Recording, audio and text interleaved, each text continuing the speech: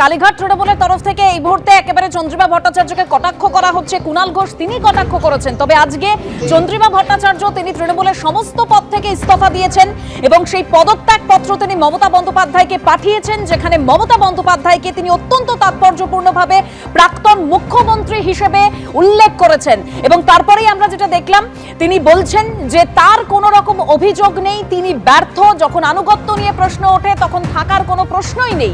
তারপরে তিনি পৌঁছে যান একেবারে বিধানসভায়, যেখানে বিধানসভার গেট থেকে সন্দীপন সাহা, ঋতব্রত তৃণমূলপন্থী সন্দীপন সাহা তাকে স্বাগত জানান। ভেতরে গিয়ে তিনি বৈঠকও করেন। আর কালীঘাট তৃণমূল ছেলে ঋতব্রত তৃণমূলে আগেই চলে গিয়েছেন চন্দ্রিমা ভট্টাচার্যর ছেলে, আর এবার ছেলের পথেই হাঁটলেন মা চন্দ্রিমা ভট্টাচার্য। তবে চন্দ্রিমা ভট্টাচার্য তিনি বলেছেন যে যখন তার ছেলে নভোটেলে বৈঠক করেন তারপর ছেলের সঙ্গে এই বিষয়ে তার কোনো কথা হয়নি। শুনুন কি বলেছেন তিনি। দেখুন, যার যার সিদ্ধান্ত সেই সিদ্ধান্ত সে নিজে নেবে। আমার ছেলের বয়স 47 বছর, তার সিদ্ধান্ত নেওয়ার নিশ্চয়ই ক্ষমতা আছে। তবে এটা কেউ বিশ্বাস করবে কিনা জানি না। আমার ছেলেকেও জিজ্ঞেস করবেন, যবে থেকে গেছে নভোটেলে আমি কিন্তু এই পলিটিক্যাল কথা নিয়ে ওর সঙ্গে কোনোদিন বাড়িতে কখনো কথা বলিনি। এমনকি ওর অফিসে আমি যেতাম, সেই অফিসে যাওয়াটাও আমি বন্ধ করেছি। আমি সোজা ভবন থেকে বাড়ি চলে আসতাম। সেটা কেউ বিশ্বাস করতে পারেন, কেউ না বিশ্বাস করতে পারেন, আমি নিজের মনের কাছে পরিষ্কার।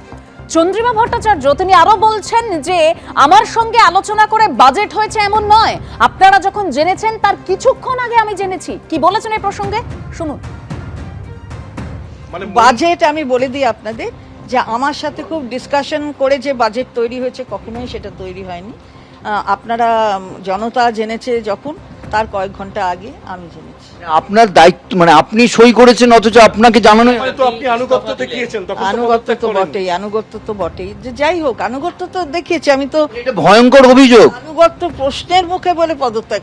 আপনি এটা ভয়ঙ্কর তথ্য দিচ্ছেন। আপনি বাজেট জানেন না, মানে ভয়ঙ্কর কেন? মাননীয় মুখ্যমন্ত্রী নিজেই বলেছেন, কারণ তিনি হয়তো শুনেছেন আধিকারিকদের থেকে, আপনাদের মনে আছে হয়তো, যে এটা চন্দ্রিমা বলো এরকম বাজেট হবে না। রাজ্যবাসী শুনে অবাক হবে যে অর্থমন্ত্রী জানেন না অথচ সই করছেন। আমলারা তৈরি করতেন, আপনি শুধু পাঠ করতেন। কে তৈরি করতো আমি জানি না, বলতে পারবো না। এটা হচ্ছে জানতেন না অথচ আপনি তারপরে সেই আনুগত্য দিয়ে সেই দায়িত্ব নিয়ে সব কথা তো যখন ওখানে একটা ওথ নিয়েছিলাম সিক্রেসি বজায় রাখার, সেই সিক্রেসিটা তো খানিকটা বজায় রাখতে হবে। সুতরাং মন্ত্রগুপ্তির জন্য আপনি বলেন। অবশ্যই আমাকে আমার মুখ্যমন্ত্রী যিনি ছিলেন তিনি যেভাবে নির্দেশ দেবেন সেটাই তো আমায় করতে হবে। সুতরাং সেটা আমি করেছি। না, আর কোনো নির্দেশ আসেনি।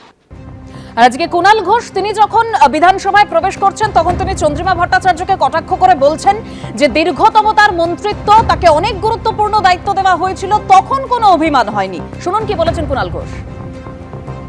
দীর্ঘদিনের সাথী ছিলেন এবং দীর্ঘতম, ওনার মন্ত্রিত্বের তালিকাটাও দীর্ঘতম ছিল, তখন অভিমান হয়নি।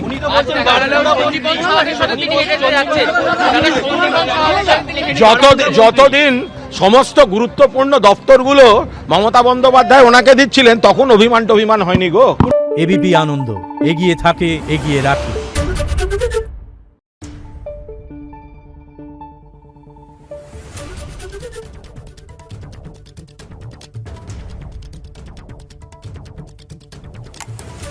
Thank you.